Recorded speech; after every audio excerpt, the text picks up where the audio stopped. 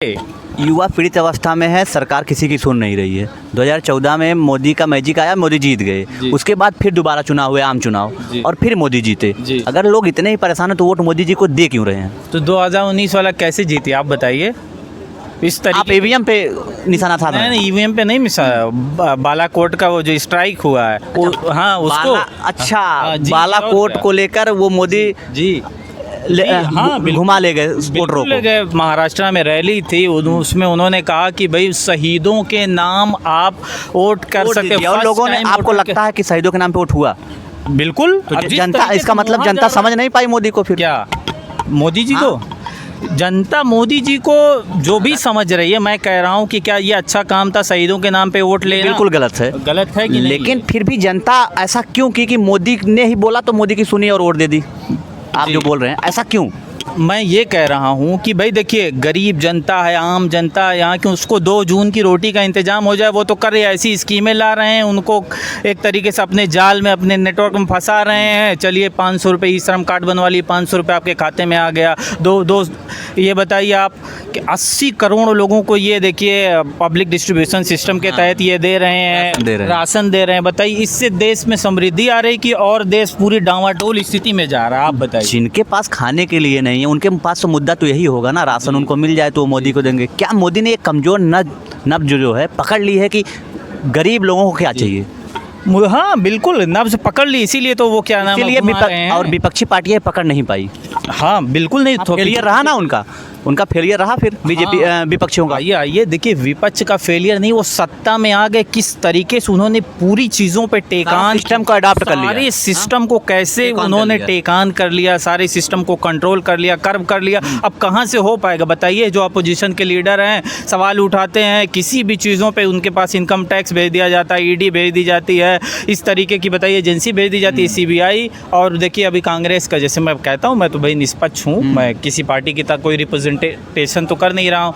कांग्रेस का इतना करोड़ 300 करोड़ का कैश मिला। अभी छत्तीसगढ़ में जो इलेक्शन हुआ यहाँ पे बताया जा रहा है कि 30 से ज़्यादा जो भाजपा के जो एमएलए हैं, जीते हुए विधायक हैं, वो करोड़पति, उनकी जांच कराए तो भी पता नहीं चलेगा कितना वो बताइए कितना उनके पास पैसे, कितना कैश है, वो पैसे कहाँ से आ रहे हैं, सफ़ेद हैं, काले हैं, ये चीज़ें पता तो चलेंगी कि नहीं। लेकिन अपने जब एमपी पे, एमएलए ये पकड़े गए सब जो आप आरोप लगा रहे हैं, ये बड़े नेता ये क्यों नहीं इस पे आवाज़ उठा पा रहे हैं? क्या ये तो अपोजिशन की, यही तो मैं बात कर रहा हूँ। अगर गलतियाँ बीजेपी से हो रही हैं, उनके लीडर गलती कर रहे हैं, करप्ट हो रहे हैं, कुछ भी हो रहे हैं, क्या अपोजिशन के लीडरों को ये आवाज़ नहीं उठानी चाहिए? अभी जैसे ट्रक का मामला आया, ट्रक ड्राइवरों को लेकर, आपको कोई बड़ा नेता विपक्ष का दिखा जो सड़कों पे उतरा हो? वो डर रहा है, क्या वो करेगा? हर तरीके से डराया जा रहा है, डर का माहौल है, बिल्कुल नहीं उठाएगा वो। बहुत सारे लोग अभी करेंगे तो दूसरे दिन सुबह ईडी, बताइए तीसरी बार अरविंद केजरीवाल को ईडी का समन भेज दिया गया। यही तो बीजेपी कर रही है ना कि अगर डर रहे हैं आप लोग तो क्यों डर रहे हैं? इसका मतलब आप चोरी कर रहे हैं। नहीं, चोरी नहीं कर रहे हैं, डर इसलिए रहे हैं कि सुबह में आप भेज देंगे ईडी, आईटी, इनकम टैक्स भेज देंगे उनके पास, इस बात का डर है।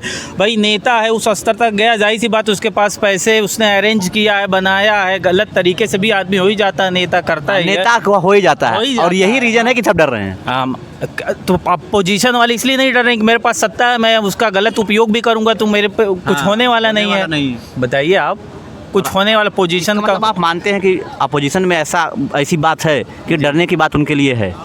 अपोजिशन में ऐसा है, आप बता दीजिए पोजीशन के जो लोग हैं क्या है, लेकिन उनके पास तो सत्ता है ना, उनके पास सत्ता है ना। तो सत्ता तो इसका मतलब गलत मिसयूज तो कर रहे हैं, और सभी पार्टियां मिसयूज करती हैं, आप ये एग्री करेंगे? कह रहा हूँ सत्ता है तो उनका गलत काम छुप तो जाएगा नहीं छुपेगा नहीं। उसको भी चीज़ें पब्लिक के सामने आनी चाहिए। तो आपको क्या लगता है कि सरकार आने देगी? नहीं आ रही, इसीलिए तो जीत रहे हैं। मुझे लगता है कि ईवीएम में भी टैंपरिंग है, उसमें भी। हाँ, ईवीएम को लेकर आपका क्या पॉइंट ऑफ व्यू है?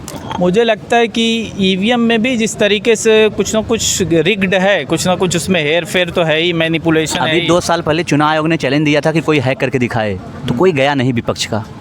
अभी कह रहे हैं कि जो दिल्ली के कुछ वकील हैं वो बोल रहे हैं हैक करेंगे।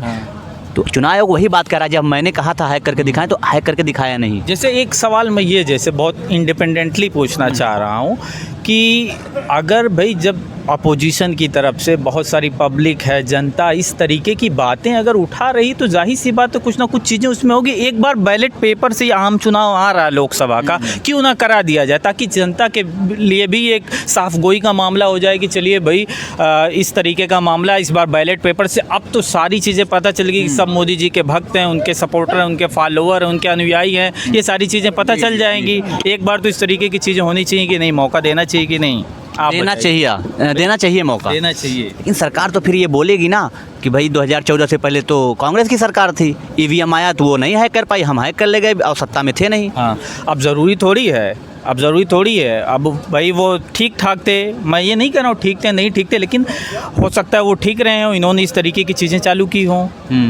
हो सकता है इन्होंने इस तरीके की चीज़ें चालू की हों। नहीं, वही तो बीजेपी कह रही है ना कि 2014 से पहले सत्ता में कांग्रेस थी जी, कांग्रेस कर नहीं पाई। हाँ। और जब कर नहीं पाई। 2014 में जब चुनाव हुए उस समय सरकार तो कांग्रेस की थी, तो बीजेपी इसका फायदा कैसे उठा ले गई?